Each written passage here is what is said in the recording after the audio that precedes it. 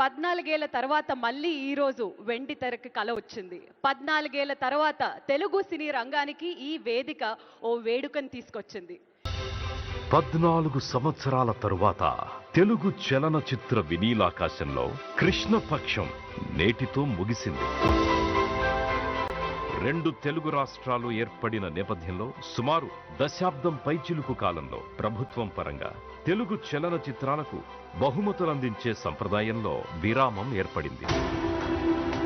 ఈ నేపథ్యంలో Telangana Gaddar film awards పేరుతో మాన్య ముఖ్యమంత్రి వర్యులు శ్రీ ఏ రేవంత్ రెడ్డి గారి సారథ్యంలోని తెలంగాణ రాష్ట్ర ప్రభుత్వం మరుగున పడిన సంప్రదాయాన్ని పునరుద్ధరించడం హర్షదాయకం, అభినందనీయం. తెలంగాణ రాష్ట్రంలో కవులకు, కళాకారులకు, సినీ ప్రముఖులకు రాష్ట్ర ప్రభుత్వం తరఫున అధికారికంగా ఇచ్చే అవార్డులకు గద్దర్ అవార్డ్స్ అనే పేరు పెట్టి గద్దరన్నను గౌరవించుకుందామని చెప్పి ఈ వేదిక మీద నుంచి చెప్తున్నా.